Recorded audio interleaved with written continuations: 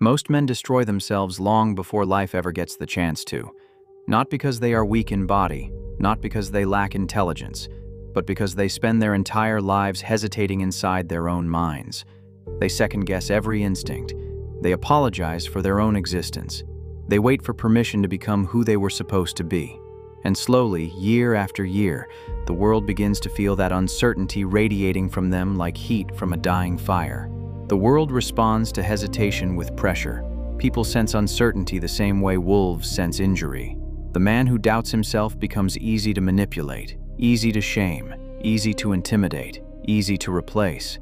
And the terrifying part is that most men never realize this is happening. They think their suffering comes from bad luck, bad people, or bad circumstances. But often the deeper problem is that they abandoned themselves long ago. They no longer trust their own judgment. They no longer stand firmly inside their own spirit. Marcus Aurelius once wrote, "You have power over your mind, not outside events. Realize this, and you will find strength." But most men live in reverse. They surrender the mind first. They hand their peace to strangers, their confidence to women, their identity to society, their direction to trends. Then they wonder why they feel hollow when they are finally alone at night with their own thoughts. We were not meant to live like that. We were not meant to crawl through life asking the world to validate our existence before we act. Somewhere deep inside, every man is a quieter voice, older than fear, older than insecurity, older than shame. A voice that knows exactly what must be done. But hearing it requires something modern life tries desperately to destroy: stillness, discipline, and courage. Because the truth is brutal. Doubt does not protect us.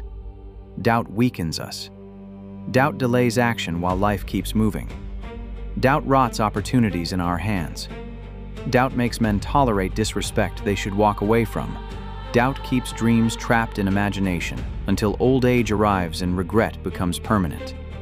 Weak men live inside hesitation because hesitation frees them from responsibility. If they never fully commit, they never fully fail, but they also never truly live. And so the battle begins there, not against other people, not against society, but against the chaos inside ourselves, against the frightened voice that whispers we are not enough, against the addiction to approval, against emotional slavery. Every morning becomes a war between discipline and weakness, between self-command and self-betrayal, between the man we could become and the man fear keeps us chained to. The first thing we learn is to stop negotiating with our own mind the moment we wake up. Most people wake already defeated.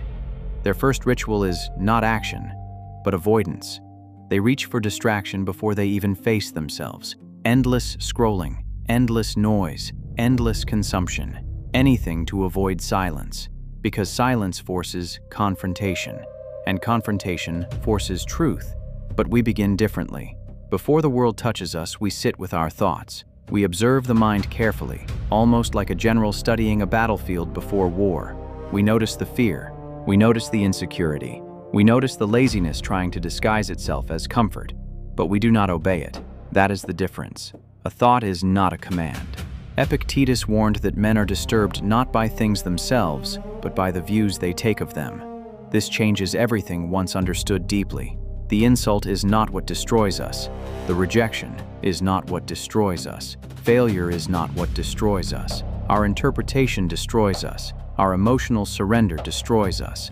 The weak man experiences discomfort and instantly collapses internally. The disciplined man experiences discomfort and studies it without panic. So each morning we train ourselves to become emotionally difficult to shake. Not emotionless, not cold, but governed. A raging emotion inside an undisciplined mind is like fire inside a dry forest. It spreads uncontrollably until everything burns. Anger ruins judgment. Insecurity ruins relationships. Fear ruins opportunity. Jealousy ruins peace. We have seen this destruction too many times to romanticize emotion anymore. That is why we become ruthless about inner order. We stop feeding emotional chaos with endless comparison. We stop poisoning ourselves with envy. We stop measuring our worth through strangers online. Seneca wrote, He who suffers before it is necessary suffers more than is necessary. Most men live entirely inside imagined suffering, imagined rejection, imagined humiliation, imagined failure, and their bodies carry the weight of these illusions every day. When we understand this, something powerful happens. We stop reacting to every emotion as if it deserves obedience. We begin questioning it instead. Is this fear rational? Is this insecurity useful? Is this anger making me stronger, or merely making me predictable? Slowly, the mind sharpens. Slowly, emotional storms lose control over us. And for the first time in years, we begin feeling dangerous again.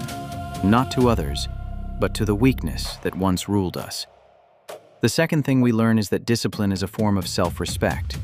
Weak men wait until they feel motivated. But motivation is fragile.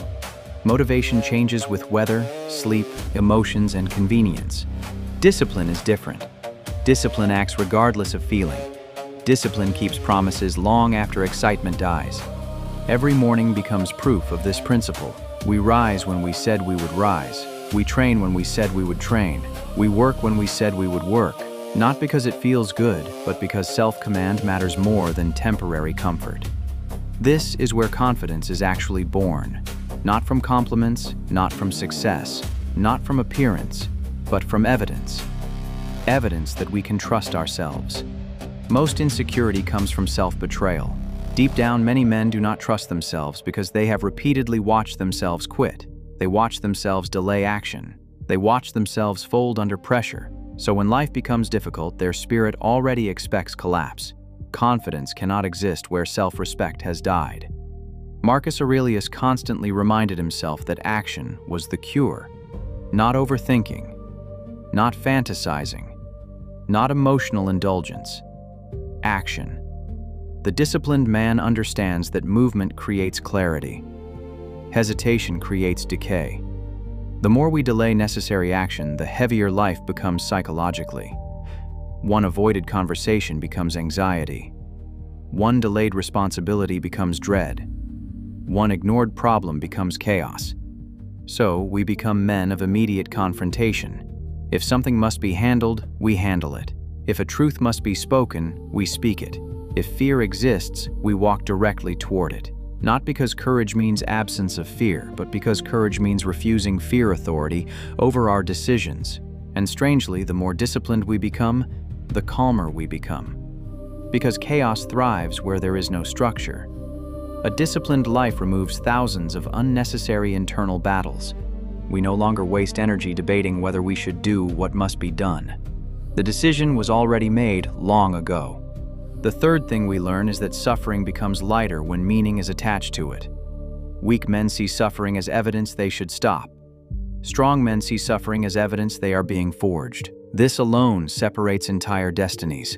Modern life teaches people to avoid discomfort at all costs. But a man who spends his entire life avoiding pain becomes fragile beyond belief. Minor criticism destroys him. Minor setbacks exhaust him. Minor hardship overwhelms him. Comfort slowly transforms him into a psychological prisoner. But we begin seeing hardship differently. Every difficult moment becomes training. Every rejection strengthens detachment. Every failure sharpens wisdom. Every lonely season deepens self-reliance. We stop asking, "Why is this happening to me?" and begin asking, "What is this preparing me for?" There is a reason ancient thinkers constantly reflected on death, loss, and suffering. Not because they were pessimists, but because they understood reality clearly. Everything fragile eventually breaks. Youth fades. Beauty fades. Status disappears. Wealth changes hands. Praise turns into criticism overnight. If our peace depends on temporary things, our peace will always remain temporary too. So we train ourselves to build internally instead. We develop character that survives misfortune, patience that survives insult, calmness that survives uncertainty, purpose that survives failure, and little by little, life stops feeling like something happening to us and starts feeling like something shaping us. Seneca once said, "Difficulties strengthen the mind, as labor does the body." We begin living this truth daily, not merely admiring it intellectually. The difficult workout, the lonely grind, the sacrifice nobody applauds, the discipline nobody sees. These become sacred to us because they transform the soul itself. The fourth thing we learn is that validation is one of the most dangerous addictions a man can have. A man addicted to approval is no longer free. His emotions become controlled by the reactions of others. Praise inflates him. Criticism destroys him. Rejection paralyzes him. And eventually, he loses all connection with his authentic self. We see this everywhere now, men shaping their personalities around acceptance, around trends, around applause, around avoiding offense. They no longer speak honestly because honesty risks disapproval. They no longer pursue meaningful goals because meaningful goals risk failure. Their lives become performances instead of expressions of truth. But peace only begins when we stop needing everyone to understand us. This is one of the hardest lessons imaginable, because human beings naturally crave belonging. We want acceptance. We want recognition. But maturity teaches us that integrity matters more than popularity.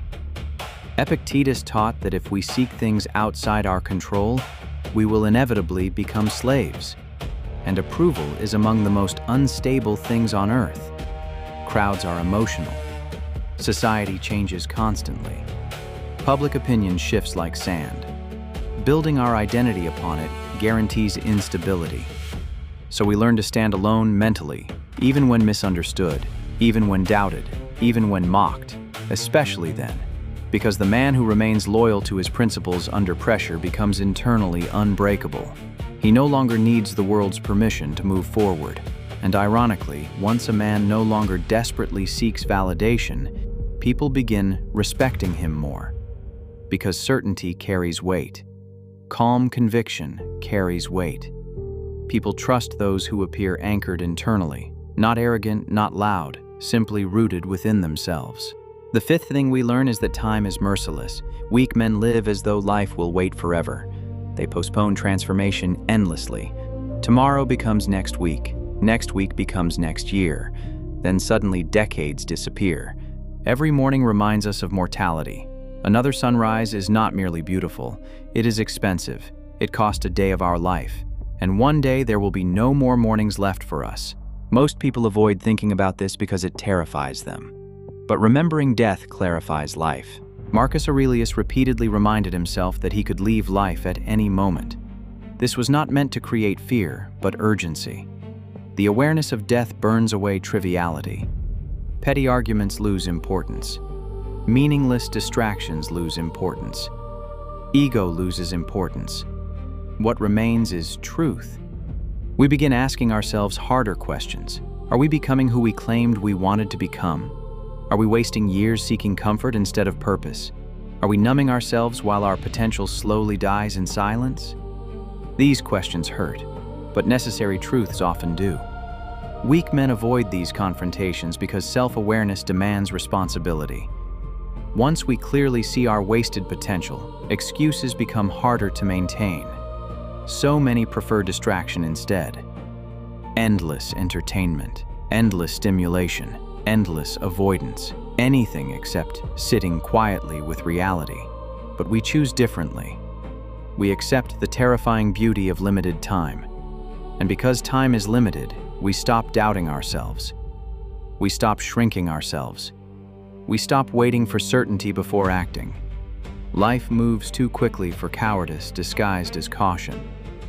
And finally, we learn that mastery over self is the highest form of power a human being can possess. Not dominance over others, not fame, not wealth. Those things can vanish overnight. But self-mastery follows us everywhere. A man who controls his impulses becomes difficult to manipulate. A man who controls his emotions becomes difficult to provoke. A man who controls his mind becomes difficult to defeat. This is why inner discipline changes everything. It creates stability in a world addicted to chaos. We no longer panic at discomfort. We no longer collapse under criticism. We no longer chase temporary pleasure while sacrificing long-term peace. Instead, we become deliberate, intentional, steady, like stone beneath violent weather, and this transformation does not happen all at once. It happens quietly, morning by morning, decision by decision, thought by thought. The war is fought internally long before the external world sees results, but eventually the results appear everywhere, in posture, in speech, in action, in presence. People begin noticing something different about us, a calmness, a certainty, a gravity, not because we became perfect, but because we stopped abandoning ourselves every time fear appeared. We stopped doubting our own mind. We stopped surrendering to emotional chaos, and in the end, that is what separates strong men from weak ones. Strong men feel fear and move anyway. Strong men feel uncertainty and act anyway. Strong men suffer and endure anyway, because they understand something most people never fully learn. The mind can either become a prison or a weapon. There is a story about a Roman general returning home after victory while crowds screamed his name through the streets.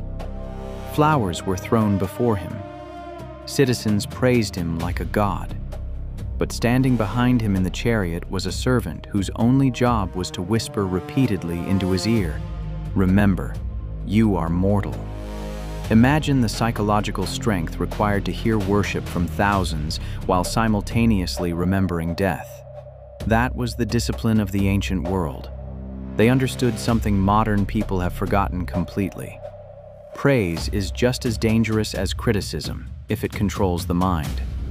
Most men today are emotionally thrown around by opinions because they never trained themselves to remain steady under either admiration or rejection. One compliment makes them arrogant. One insult makes them collapse internally, but the disciplined mind remains balanced through both. Marcus Aurelius ruled an empire while being insulted, betrayed, lied to, and surrounded by political corruption constantly.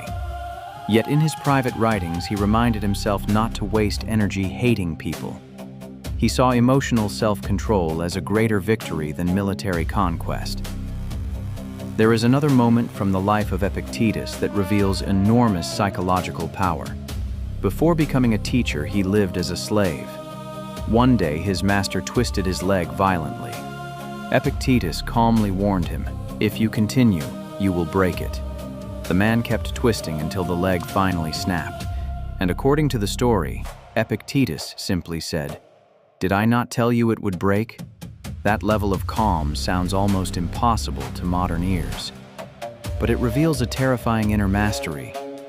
Pain existed, but panic did not. Suffering existed, but emotional slavery did not. Most people misunderstand strength. They think strength is loud aggression, emotional outbursts, intimidation, dominance. But ancient discipline viewed strength differently. Real strength was remaining composed while chaos tried to invade the mind. Real strength was controlling impulse when rage begged for release. Real strength was enduring humiliation without abandoning dignity. We see this same lesson in the story of Cato the Younger, one of Rome's fiercest defenders of principle. He was known for walking through Rome in simple clothing, while surrounded by politicians obsessed with luxury and status. People mocked him constantly for refusing corruption. They laughed at his discipline. They viewed his integrity as stubbornness. But Cato understood something terrifyingly important. Once a man trades his principles for comfort, he begins destroying himself internally, even if outwardly he appears successful. That is why weak men constantly compromise themselves. They say what is convenient instead of what is true. They tolerate disrespect because they fear loneliness. They betray their standards because they crave acceptance. Then later they wonder why they feel empty when nobody is around. The soul always remembers self-betrayal, even when the world applauds it. Seneca himself was unbelievably wealthy, yet he deliberately practiced poverty at times. He would sleep on hard surfaces, wear rough clothing, and eat simple food while asking himself, "Is this what I feared?" Think about how powerful that mentality is.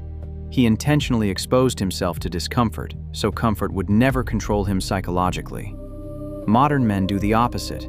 They become so dependent on convenience that minor discomfort feels catastrophic. A delayed text message ruins their peace. A small rejection destroys their confidence. A difficult week exhausts their spirit. Why? Because they trained themselves only for pleasure, never for hardship. And a mind untrained for hardship becomes fragile under pressure. There is also the story of Marcus Aurelius waking before dawn to fulfill responsibilities he did not always enjoy.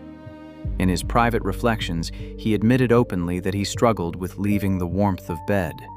Even an emperor battled resistance, but then he reminded himself that human beings were made for meaningful work, not endless comfort. Imagine the discipline of commanding your own mind before sunrise while carrying the weight of an empire on your shoulders.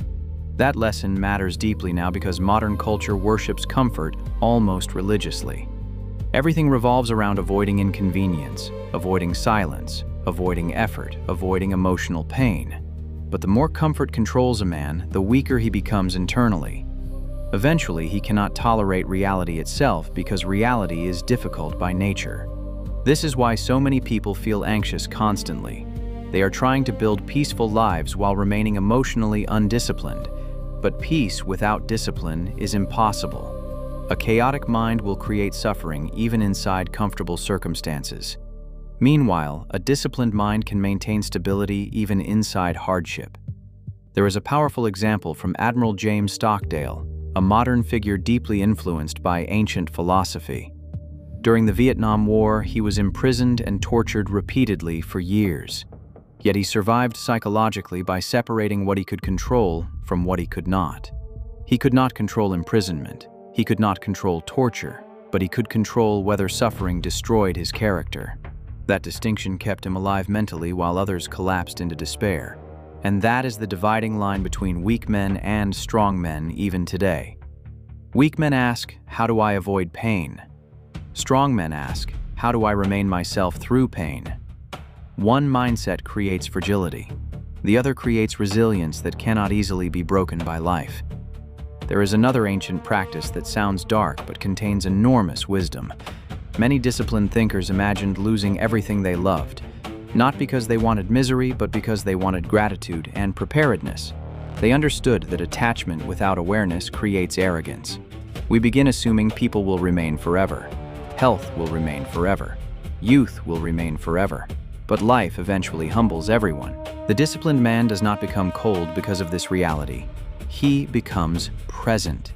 He appreciates deeply while clinging less desperately. He understands that every conversation could be the last. Every sunrise could be the last. Every moment matters precisely because nothing lasts forever. This awareness sharpens the soul instead of weakening it.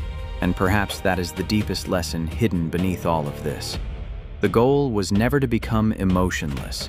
The goal was to become unenslaved, to feel deeply without being controlled deeply, to love without losing oneself, to suffer without collapsing, to face humiliation without self-hatred, to face fear without paralysis, to face uncertainty without surrendering identity.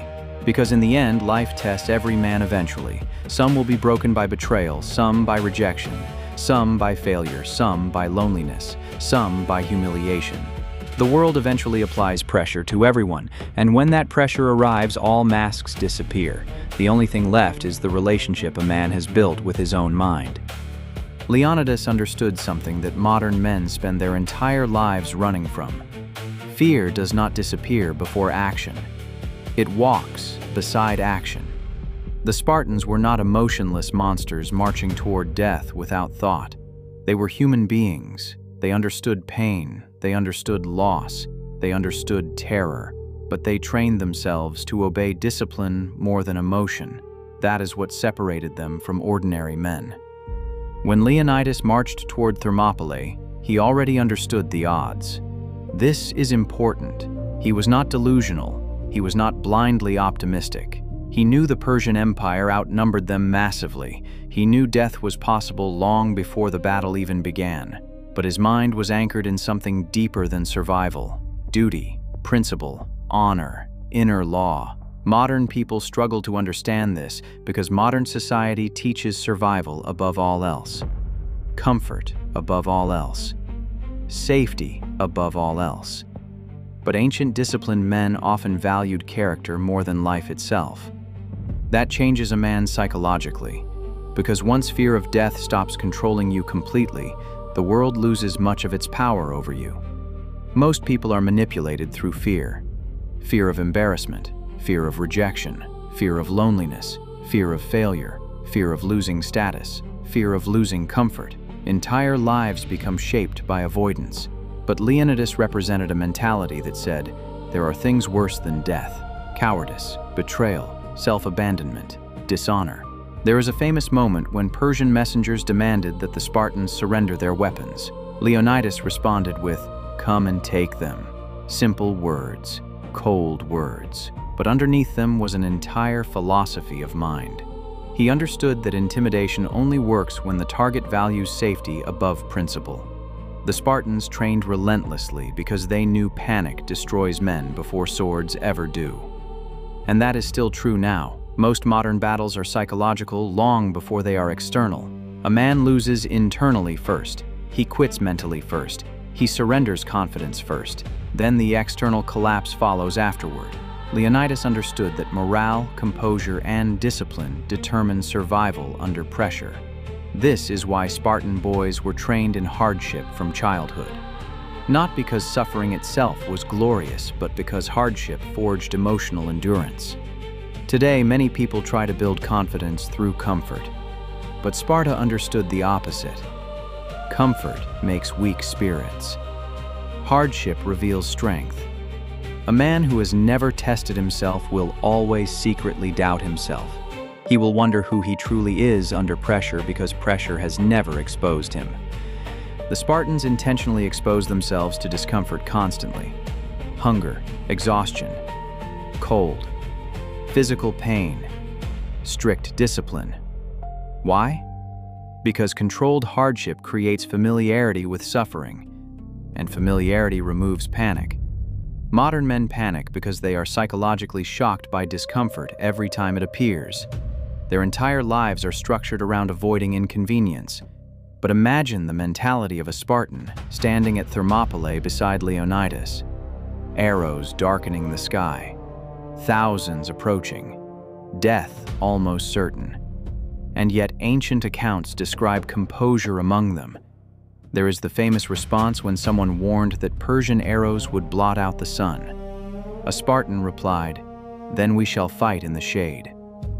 That is psychological warfare against fear itself. Humor in the face of annihilation. Calmness in the face of terror. That mindset reflects one of the deepest forms of inner mastery imaginable. Fear was acknowledged, but never obeyed. The Spartans understood something modern people often forget. Emotion becomes dangerous only when it controls decision-making. Courage is not the absence of fear. Courage is loyalty to principle despite fear. Leonidas also understood leadership differently than most people today. Modern leadership often revolves around image, status, applause, visibility. But ancient disciplined leadership was based on example. Leonidas did not send men where he himself refused to go. He walked directly into danger beside them, and that created loyalty stronger than fear. Men naturally follow those who remain composed under pressure. This is true in every era. Panic spreads rapidly, but calmness spreads too. A single disciplined mind inside chaos can stabilize entire groups of people. That is why self-mastery matters beyond personal peace. Your inner world affects everyone around you. Think about the final stand itself. 300 Spartans alongside other Greek warriors remaining in position while fully understanding the likely outcome. Most modern minds immediately ask, what's the point if defeat is inevitable? But that question itself reveals how modern thinking has become obsessed with outcomes instead of character. Leonidas understood that some actions matter regardless of victory.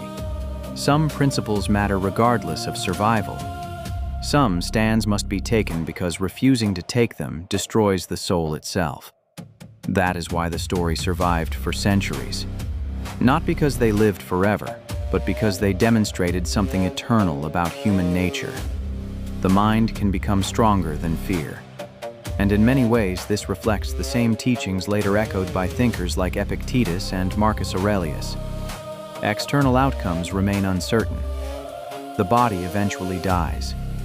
Circumstances constantly change, but character remains ours to govern. Discipline remains ours to govern. Courage remains ours to govern. There is also something deeply important about the silence associated with Spartan culture. They were known for speaking briefly, directly, without unnecessary emotional indulgence. Modern people often talk endlessly because they are trying to convince themselves of their own strength. Truly disciplined people usually move differently. Less noise, less emotional performance, more action. Leonidas represents that ancient understanding perfectly. He did not need endless speeches to prove conviction. His actions spoke first. And perhaps that is one of the greatest lessons modern men can learn from the Spartan mentality. Stop announcing transformation constantly and begin embodying it quietly. Stop performing strength online while collapsing privately. Stop speaking about discipline more than you practice it. Because at the end of the day, the Spartan mindset was never truly about war alone. It was about mastery over weakness, mastery over fear, mastery over impulse, mastery over self-preservation when self-preservation conflicted with principle. And that same battle still exists now, even if the battlefield looks different. Every morning, modern men stand at their own version of Thermopylae. The battle against laziness, against insecurity, against addiction, against distraction, against emotional chaos, against self-doubt. Most retreat internally before the battle even begins, but the disciplined mind stands firm anyway. And maybe that is why the story of Leonidas still resonates after thousands of years. Because deep down, people are starving for examples of unshaken men. Men who do not crumble under pressure. Men who remain loyal to principle when fear arrives. Men who understand that the greatest victory is not conquering others, but conquering the weakness within themselves.